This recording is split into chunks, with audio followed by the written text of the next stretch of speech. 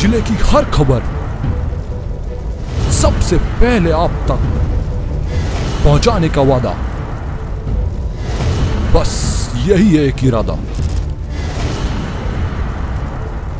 आज ही लगाए अपना पद्मेश डिजिटल सेटअप बॉक्स। नमस्कार, आप देख रहे हैं पद्मेश 24/7। चलिए न्यूज बुलेटिन की शुरुआत करते हैं हेडलाइन से।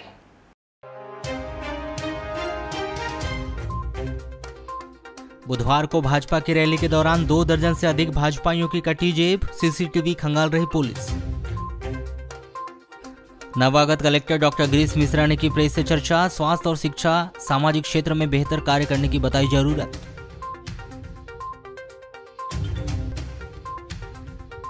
चर्चा और सुर्खियों का विषय बनी नवागत कलेक्टर डॉक्टर गिरीश मिश्रा की सहज और सरल कार्य प्रणाली। अवैध शराब के परिवहन पर किरणापुर तहसील के 2 लोगों को 2-2 वर्ष का कारावास।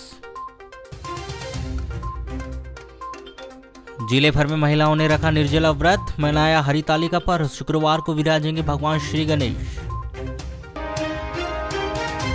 लांजी थाना क्षेत्र के अंतर्गत आने वाले ग्राम पाल डोंगरी के भवानी टोला निवासी संदेश उर्फ लखन ढोंगे 34 वर्ष की सांप काटने से मौत हो गई। जिला अस्पताल पुलिस ने इस व्यक्ति की लाश पोस्टमार्टम करवाकर परिजनों को सौंप दी। प्राप्त जानकारी के अनुसार संदेश उर्फ लखन तेलंगाना राज्य के मिर्चुल जिला के पल्लाकोया नगर में भवन निर्माण का कार्य करता था।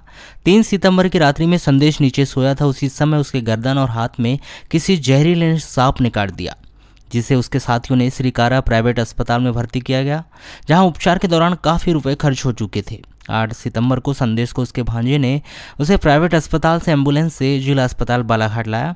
9 सितंबर को सुबह संदेश को जिला अस्पताल बालाघाट में भर्ती किया गया था, जहां उपचार के दौरान 2 बजे करीब संदेश की मौत हो गई।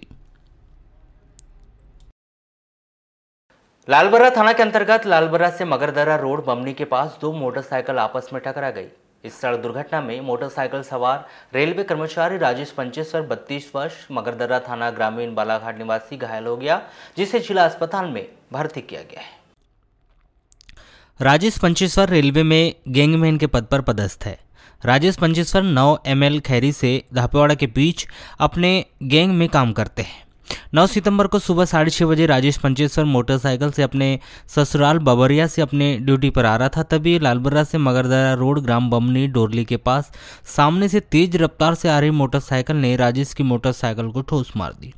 दोनों मोटरसाइकिल आपस में टकराने से रेलवे कर्मचारी राजेश पंचेश्वर घायल हो गया, जिसे लालबर्रा के अस्पताल में भर्ती किया गया था, जहां से प्राथमिक उपचार के बाद राजेश को बेहतर उपचार हेतु लालबर्रा से जिला अस्पताल बालाघाट रेफर किया गया।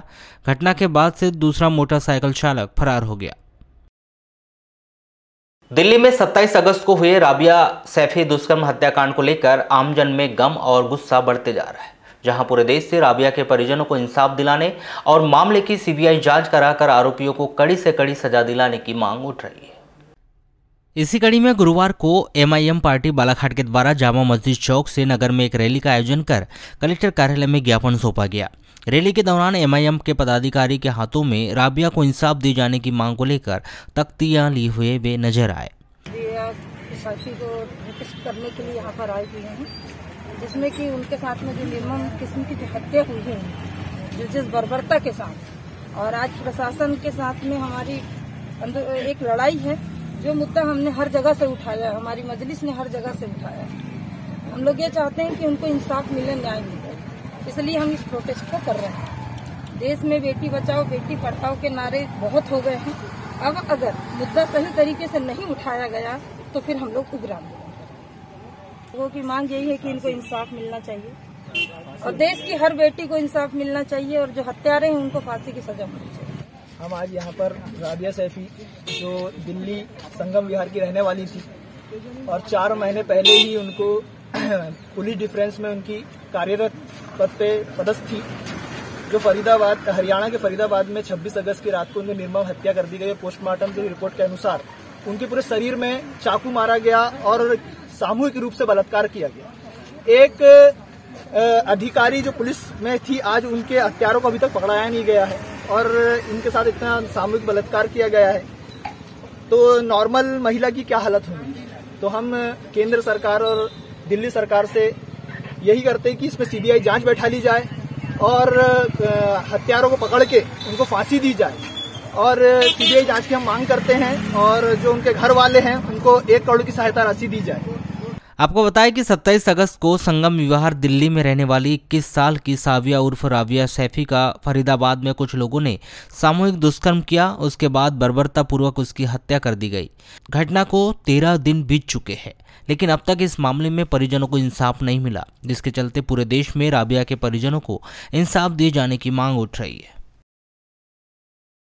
मध्य प्रदेश पिछड़ा वर्ग कल्याण आयोग के अध्यक्ष बनाए गए वरिष्ठ भाजपा नेता गौरीशंकर बिसेन के बुधवार को प्रथम नगर आगमन के दौरान गोंदिया से लेकर बालाघाट तक भव्य रैली के साथ स्वागत किया गया। इस दौरान स्वागत की बेला में मशगूल भाजपाइयों की जेब कटती रही और किसी के कान में जूं तक नहीं रही। रैली के बाद भाजपा नेताओं ने अपनी जेब टटोली तो अपने आप को ठगा हुआ महसूस किया। एक एक कर जब भाजपाइयों में बात शुरू हुई तो फिर क्या था, 1 2 3 4 आंकड़ा पहुंच गया 20 तक। रैली में खिले हुए चेहरे जेब काटते ही मायूस और लटके हुए दिखाई देने लगे। हर कोई अपनी जेब में रखे नोट का दहाई और इकाई का आंकड़ा जोड़ने लगा। किसी की संख्या 5000 तो कोई 15000 तक बताने लगा। गोंदिया, रजेगांव, नेवरगांव और बालाघाट के विभिन्न चौक चौराहों में जब भाजपा नेता खुशियां मना रहे थे, इस दौरान उनकी जेब कटते जा रही थी, मगर यह जेब कतरा कौन है यह किसी को पता नहीं चला। अपनी जेब कटने की शिकायत भाजपाइयों के द्वारा शहर के कोतवाली थाने में करवाई गई और बकायदा हर एक भाजपाई ने अपनी कटी हुई जेब का आंकड़ा कुछ इस तरह से पेश किया। नवागत पिछड़ा वर्ग कल्याण आयोग के अध्यक्ष गौरीशंकर बिसेन के बेहद ही करीबी माने जाने वाले देवेंद्र गोलू ठाकरे की जेब से 13,500 रुपए, लवली सचदेवा की जेब से 22,000 रुपए, राजू बिसेन की जेब से 17,500 रुपए, श्रीकांत बबलू ठाकरे की जेब से 8,000 रुपए, दिलीप पटेल की जेब से 10,700 रुपए, श्यामलाल बिसेन की जेब से 10,000 रुपए, अमन गांधी की जेब से 15,000 रुपए, योगेश नगबोरे की जेब से 5,000 रुपए, श्री अमूल्य की जेब से 4,900 रुपए, बंटी ठाकरे की जेब से 4,000 रुपए सहित लगभग 2 दर्जन से ज्यादा लोगों की जेब से पर्स पार कर दी गए। इसके अलावा ऐसे कई लोग हैं जिनके साथ उक्त घटना को अंजाम दिया गया। कल हमारे आदरणीय गौरीशंकर बिसेन जी को लेके बालाघाट से भाजपा के कार्यकर्ता सभी गोंदिया गए थे। गोंदिया से जब वापसी आ रहे थे तो कोसमी तक के तो सभी अपने वाहन पे थे। जब कोसमी से पैदल मार्च करने लगे तो वहां से जेब कटना लोगों की चालू हो गई। फिर सर्वप्रथम मेरी जेब कटी, फिर मेरे बड़े भाई की जेब कटी, फिर लवली सचदेवा जी उनकी कटी, एक अमन गांधी उनकी कटी, योगेश नगपुर है उसकी कटी, हमारे श्यामलाल बिसेन जी की कटी, राकेश बिसेन उनकी कटी, दिलीप पटेल, ऐसे अन्य लोगों की कटी, 20-25 लोगों की कटी जिनकी हमारे को जानकारी हो सकता है कि कुछ और लोग की भी कटी हो जिसकी हमको जानकारी ना हो। तो ये ऐसी लगातार अम्बेडकर चौक तक की जेब कटती गई। तो बता नहीं सकते पैसे का, जैसे हम बताते हैं जैसे हमारा पैसा 13,500 हमारा गया, भाई का 7,500 गया और किसी का 22,000, किसी का 15,000, किसी का 20,000, किसी का 8,000, किसी का 5,000, ऐसे 20 से 25 लोगों के नाम है हमारे पास में जिनके पैसे पार्टी के अंदर नहीं। इसमें ऐसे कुछ चोर टाइप के लोग, क्रिमिनल लोग हैं जो ऐसे भीड़ ऐसी रैली में घुस जाते हैं जिसको पहचान नहीं पाते कि चोर कौन है, अपना कौन है, पराया कौन है ना, असामाजिक तत्व जो आते हैं उन लोग के द्वारा काटी जाती है। आवेदन दे दिए थाने में आवेदन दे दिए, CSP साहब को दे दिए, कलेक्टर साहब को, PA साहब को दे दिए, SP साहब के भाव में पर्सनली चर्चा की। उन्होंने बोली CCTV फुटेज के माध्यम से लोगों की जांच कर रहे हैं। पिछले बार भी जब नानू कावरे हमारे मंत्रिमंडल के आए थे, हमारे युवा नेता, उस समय भी बालाघाट शहर में ऐसा कुछ लग रहा है कि शायद लालबर्रा से सक्रिय हो गए थे लोग, कंजी लालबर्रा से, और उसके बाद क्रमशः वो चलते रहे, जिसमें पार्टी कार्यालय में भी हमारे पार्टी अध्यक्ष रमेश पटेरे जी, उनका रमेश रंगनानी जी पूर्व अध्यक्ष, मेरा स्वयं का गया था पैकेट अपना पर्स वहाँ से निकाला था इन्होंने, पर्स ही गायब हो गया था टोटल, जिसमें भी 2,000 के करीब रकम रखी हुई थी। गुड्डू कौशल जी ने भी उस विषय को उठाया था, उनका भी गया अमाउंट गया था। ये जैसे कि पिछले 2 रैलियों से ऐसा लग रहा है, विदित हो रहा है कि कोई तब भी असामाजिक तत्व इस रैलियों का फायदा उठा रहा है। हो सकता है संख्या 1 या 2 से ज्यादा हो सकती है और ये एक गलत एक परंपरा जैसे बन जाएगी ये।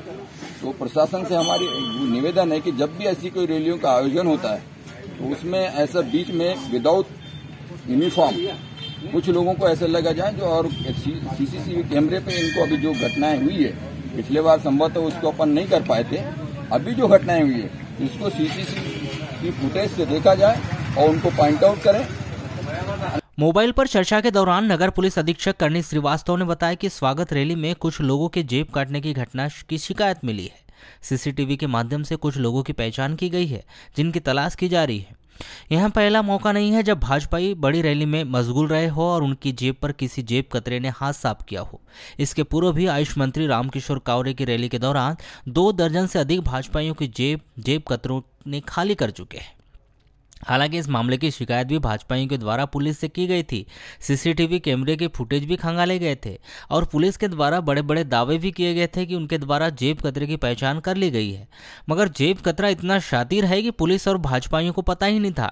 तभी तो आज के 8 महीना पहले आयुष मंत्री रामकिशोर कावरे की रैली में 2 दर्जन से अधिक भाजपा नेताओं के जेब पर चंपत लगा चुका जेब कतरा इस बार भी सक्रिय हो गया और वरिष्ठ भाजपा नेता गौरीशंकर बिसेन की रैली में भाजपाइयों को निशाना बना दिया। जेब कतरों की बढ़ती सक्रियता को देखते हुए अब तो भाजपाई यही कह रहे होंगे कि अगली बार यदि किसी बड़े नेता की रैली में जाए तो खाली जेब जाए, जिससे यदि जेब कतरा उनके करीब भी भटके तो पछतावे में पड़ जाए कि किसकी जेब पर हाथ सब कर दिया। कलेक्टर डॉक्टर गिरीश मिश्रा ने जिला कलेक्टर का पदभार संभालने के बाद गुरुवार को पत्रकारों से सौजन्य भेंट की। पत्रकारों से चर्चा के दौरान उन्होंने कहा कि बालाघाट जिला ग्रामीण बाहुल्य जिला है, जिसको देखते हुए सोशल सेक्टर से संबंधित योजनाएं स्वास्थ्य शिक्षा को बेहतर ढंग से संचालित किए जाने को लेकर कार्य किए जाएंगे। कलेक्टर श्री मिश्रा ने कहा कि नक्सल प्रभावित क्षेत्र होने के चलते प्रशासन के लिए नक्सल समस्या एक यूनिक चैलेंज है। नक्सल प्रभावित क्षेत्रों में बुनियादी सुविधाओं में इजाफा कर इस समस्या को खत्म करने का प्रयास किया जाएगा। कोविड-19 के पड़ोसी राज्यों में बढ़ते प्रकरण को लेकर उन्होंने कहा कि पड़ोसी जिले के अधिकारियों से बैठक लेकर चर्चा कर आवश्यक निर्णय लिए जाएंगे। हाँ, बेसिकली वही एक सामाजिक समस्या है यही, और ये जो है एक यूनिक चैलेंज है अपने आप में बालाघाट के लिए, और निश्चित तौर पे बुनियादी जरूरतें वहाँ लोगों तक पहुंचेंगी तो लोग जो है निश्चित तौर पे हम इसमें निजात पाएंगे। शहर की स्वास्थ्य व्यवस्थाओं को लेकर कलेक्टर श्री मिश्रा ने कहा कि शहर की साफ सफाई को प्राथमिकता में लेकर शहर को स्वच्छ बनाने का कार्य किया जाएगा। वहीं उन्होंने राजस्व वसूली में इजाफा किए जाने को लेकर सकारात्मक कदम उठाने की भी बात कही। हाँ नहीं, एक के ऊपर एक नहीं, पर ये है कि वार्ड में तो एक, हर वार्ड में इनकी एक जो वो है, हाँ मतलब एक है, और मुझे लगता है कि 400 का अमला तो पर्याप्त सफाई कर्मचारियों का। अच्छा, ओके, मे भी उनके अपने चैलेंजेस होंगे, उस पर हम देख लेंगे, पर लुकआउट कर लेंगे। करीब 3 साल से परामर्शदात्री की बैठक आयोजित न होने के संदर्भ में नवागत कलेक्टर श्री मिश्रा ने कहा कि परामर्शदात्री की बैठक शासन की रीढ़ होती है और इस बैठक का शीघ्र ही आयोजन सुनवाई रहेगी। निश्चित तौर पे कोविड का थोड़ा वो कम हो जाए तो जन सुनवाई निश्चित तौर पे शासन का जैसा निर्देश रहेगा, ओपन प्लेटफॉर्म रहेगा, सभी अधिकारी आएंगे। लालबरा क्षेत्र के अंतर्गत आने वाले ग्राम बकोड़ा निवासी एक 23 वर्षीय युवती को शादी का झांसा देकर उसके साथ जबरदस्ती दुष्कर्म करके 1 माह से फरार आरोपी को महिला थाने की पुलिस ने बालाघाट नगर के निर्मल नगर में राइस मिल के पास से गिरफ्तार किया है। गिरफ्तार आरोपी राहुल गोंडा ने 28 वर्ष वार्ड नंबर 30 सरेका बालाघाट निवासी है, जिसे 10 सितंबर को विद्वान अदालत में पेश किया गया। प्राप्त जानकारी के अनुसार इस युवती का विवाह 2018 में सिवनी जिले में हुआ था, जिसका 2 साल का बेटा है। वर्ष 2019 में इस महिला का पति बिना बताए कहीं चला गया, जिसके गुम होने की रिपोर्ट लालबरा थाने में भी दर्ज है। इस घटना के बाद से यह युवती अपने मायके में ही रहती थी। 2 साल पहले राहुल गुंडा ने की इस युवती से मुलाकात हुई, जिससे वह शादी करने की बात कहकर वह युवती से दुष्कर्म कर रहा था और शादी करने की बात पर लगातार गुमराह कर रहा था। इस महिला की शिकायत पर महिला थाना पुलिस के द्वारा मामला दर्ज कर इस आरोपी की तलाश की जा रही थी। महिला थाने में पिछले महीने एक पीड़िता ने FIR दर्ज करवाई थी 376 धारा जो बलात्कार की है, आरोपी राहुल गुंडाने के विरुद्ध में दर्ज करवाई गई थी। इसमें घटना दिनांक के बाद से ये जो आरोपी है फरार चल रहा था, इसको महिला पुलिस थाने की टीम द्वारा जिला अस्पताल की व्यवस्थाओं का निरीक्षण करने के प्रमुख मकसद को लेकर गुरुवार को नवागत कलेक्टर डॉक्टर गिरीश मिश्रा के द्वारा अस्पताल का निरीक्षण किया गया। इस दौरान उन्होंने जिला अस्पताल के शिशु वार्ड सहित अन्य वार्डों का जायजा भी लिया। कलेक्टर श्री मिश्रा ने स्वास्थ्य व्यवस्थाओं को बेहतर बनाए जाने के निर्देश विभाग के आला अधिकारियों को दिए। इसके पश्चात वे ऑक्सीजन प्लांट स्थल पर पहुंचे, जहां पर उन्होंने ऑक्सीजन प्लांट का मुआयना किया। इसके अलावा उन्होंने आकस्मिक चिकित्सा यूनिट और सिटी स्कैन यूनिट का भी निरीक्षण किया। कलेक्टर श्री मिश्रा ने कहा कि जिला अस्पताल की स्वास्थ्य व्यवस्था और निर्माण कार्यों का जायजा लेने के लिए वे अस्पताल पहुंचे थे। उन्होंने कहा कि आमजन को बेहतर स्वास्थ्य सुविधा मिल सके, इसके कारगर प्रयास किए जाएंगे। उन्होंने कहा कि कोविड-19 की तीसरी लहर को भी लेकर स्वास्थ्य विभाग के तमाम अधिकारियों की बैठक लेकर एक आवश्यक नीति तैयार की जाएगी। वहीं ऑक्सीजन प्लांट शुरू किए जाने के सवाल का जवाब देते हुए कलेक्टर श्री मिश्रा ने कहा कि 7 दिनों के लिए ऑक्सीजन प्लांट को ट्रायल में लिया जा रहा है। इसके पश्चात ही ऑक्सीजन प्लांट शुरू किया जा सकता है। टीम द्वारा अच्छा प्रयास किया जा रहा है। दूसरा, कुछ जो निर्माण कार्य हैं उनकी प्रोग्रेस देखी गई है। जैसे PICU का हमारा यूनिट बन रहा है, ऑक्सीजन प्लांट बन रहे हैं, उनको ऑपरेशन करने के निर्देश दिए गए। साथ ही साथ ये भी निर्देश दिए गए कि मॉक ड्रिल कर लें, प्रारंभिक तैयारी कर लें अगले वेव के लिए। उस संबंध में इनको बताया गया। साथ ही साथ एक जनरल इंस्पेक्शन था। अभी तो फिलहाल हम अच्छा करने का प्रयास करेंगे। हमारा अगला टारगेट कायाकल्प का रहेगा। जैसे मैंने सिविल सर्जन साहब से चर्चा की है, प्रयास रहेगा कि हम लोग कायाकल्प में ऑक्सीजन प्लांट कब तक प्रारंभ हो जाए क्या? फिलहाल तो अभी हम 1 वीक का टेंटेटिव टाइम लेके चल रहे हैं। जो कंपनीज के एक्सपर्ट्स हैं वो आएंगे, कनेक्शन देंगे, उसके बाद हम एक बार मॉक ड्रिल करेंगे। 1 वीक में हम स्टार्ट करेंगे। काफी जगह जाकर विजिट किया है, किस तरह से खामियां देखी आपने? कुछ ऐसा लगा कि है कुछ खामियां? नहीं, देखिए कमियां तो हर जगह रहती है और टीम अच्छा कर रही है। मैं इसके लिए हेल्थ की टीम को बधाई दूंगा। साथ ही साथ जो कमियां रहेंगी उसको हम लोग दूर करेंगे। सर, सिटी इंस्पेक्शन भी करेंगे आज? नहीं, अभी देखेंगे। बुधवार की दोपहर 4 बजे ग्वालियर से स्थानांतरित होकर बालाघाट पहुंचे नवागत कलेक्टर डॉक्टर गिरीश मिश्रा के पदभार लेते ही पूरे जिले में चर्चा यही व्याप्त रही थी कि नए कलेक्टर साहब कैसे हैं, कैसे उनका मिजाज और कैसा उनका काम करने का तरीका है। लेकिन गुरुवार को नवागत कलेक्टर के कार्य करने की शैली और कार्य करने की प्रणाली, लोगों से मिलने के दौरान सहजता के व्यवहार की जो तस्वीरें दिखाई दी, अब उससे भी ज्यादा अधिक चर्चा का विषय बनी हुई है। बुधवार को कलेक्टर का पदभार संभालने के बाद गुरुवार को अपने कार्यकाल के पहले दिन जैसे ही सुबह वे कलेक्टर कार्यालय पहुंचे तो सबसे पहले मिलने वालों में पशु चिकित्सा विभाग का पूरा अमला सौजन्य भेंट के लिए पहुंच गया। थोड़ी देर की फॉर्मेलिटी के बाद कलेक्टर डॉक्टर गिरीश मिश्रा बड़ी ही आत्मीयता के साथ पशु चिकित्सा विभाग के अमले से मिले। इस दौरान वे पशु चिकित्सा के चिकित्सकों की पंक्ति में ही बैठ गए। साथ बैठे कुछ पशु चिकित्सकों ने कैमरे में सेल्फी लेकर तस्वीरें कैद की। जो तस्वीरें सोशल मीडिया के माध्यम से वायरल हुई, उसे देखकर लोग चर्चा करने लगे कि बड़े साहब को देखिए कितनी सहजता के साथ पशु चिकित्सा विभाग के अधिकारी और कर्मचारियों के साथ चर्चा कर रहे हैं। दोपहर 3 बजे पत्रकारों से सौजन्य मुलाकात और उसके बाद जिला अस्पताल का भ्रमण करने पहुंचे कलेक्टर डॉक्टर गिरीश मिश्रा ने जैसे ही अस्पताल में प्रवेश किया, कुछ मरीजों ने अपनी समस्या बतानी चाहिए तो बीमार मरीज के चेहरे पर अपने हाथों से दुलार किया और पूछ लिया कि बताए क्या तकलीफ है। साहब का इस तरह का व्यवहार देख अस्पताल में मौजूद स्वास्थ्य विभाग के आला अधिकारी, कर्मचारी और स्वयं मरीज आश्चर्यचकित रह गए। अस्पताल के निरीक्षण के दौरान एक और बेहतर चीज उपस्थित जनों ने देखी, जिसे हमने भी अपने कैमरे में कैद किया। वहां थी युवा चिकित्सक और जिला अस्पताल के आरएमओ डॉक्टर अरुण कुमार लांजेवार से कलेक्टर डॉक्टर गिरीश मिश्रा की चर्चा। कभी आरएमओ लांजेवार के कंधे पर हाथ रखते तो कभी पीठ पर हाथ रखकर कुछ दूर तक चलते और फिर बातें करने लगते। निश्चित ही जिले के आला अधिकारी का इतना अधिक सहज और सरल व्यवहार अपने कार्यकाल के पहले दिन ही चर्चा का विषय बन गया। लोगों में उम्मीद बन गई कि बड़े साहब से अपनी समस्याएं बताई जा सकती है, उनकी समस्या का निदान हो सकता है।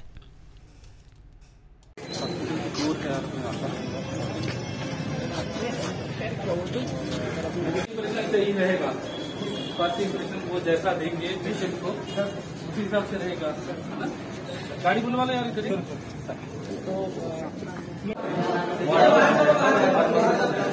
कौन कितना सही रहेगा, वो जैसा देंगे पेशेंट को उसी हिसाब से रहेगा। गाड़ी बुलवा लो यार इधर। हाँ, यही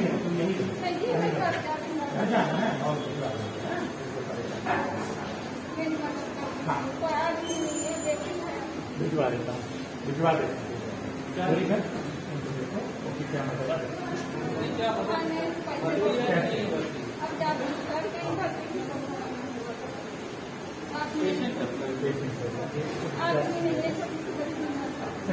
कहाँ की भर्ती, कहाँ पे अभी मैं करा दूँ।